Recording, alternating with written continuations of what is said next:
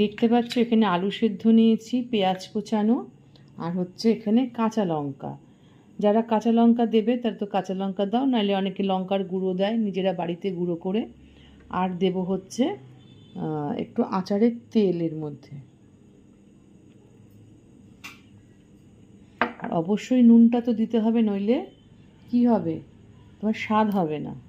তো দিয়ে খুব ভালো করে মোলাম করে এটাকে মাখতে হবে।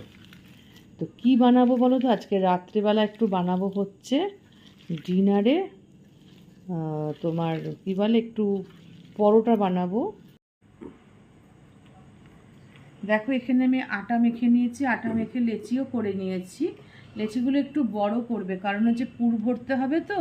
তো লেচিগুলো করার পর এরকম হাতে গোল করে সুন্দর করে এরকম বাটির মতো করে নেবে। এরকম বাটির মতো করে এইরকম আস্তে করে যতটা গর্ত করতে পারবে পুরটা সুন্দর করে ঢোকাতে পারবে।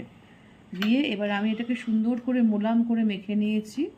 নিয়ে এবার এর মধ্যে এটাকে স্টাফটাকে দিয়ে দিচ্ছি আলুর।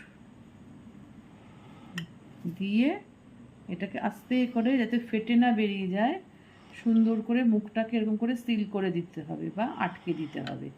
দিয়ে কি করবে, এভাবে আস্তে আস্তে করে যেমন করে মোমো করে ঠিক সেইভাবে মুখটাকে আটকে দিলাম।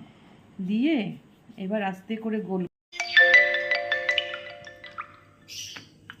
এদিকে কৃষ্ণাদি বেলছে, আমাকে বেলে বেলে দিচ্ছে, আর আমি এদিকে সেঁকছি।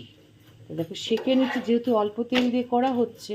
তোমরা ডিরেক্ট তেল অল্প তেল দিয়েও সেঁকতে পারো, বা তুমি রুটি সেঁকে তেলটাও দিতে পারো। আমি এক এক সময় এক একটা করছি। তো এখন আবার এটা যেমন সেঁকে নিচ্ছি, যখন যেটা মন হচ্ছে তখন সেটা করছি। আমার পুত্র তো আবার খাবেন নাইনি তেল দিয়ে হেনা দিয়ে তেনা দিয়ে, ওনারটা এরকম পুর ভরা রুটি করে দেবো।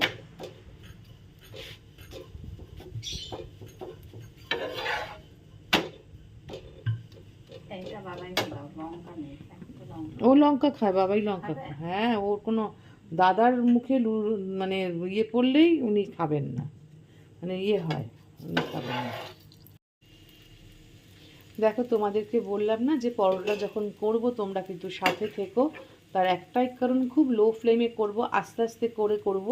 আর হচ্ছে কি বলো তো, এটা হচ্ছে খুব আমি অল্প তেলে একদম সেঁকে সেঁকে আটার পরোটা করছি, তেল একদম নামমাত্র তেল দিয়ে।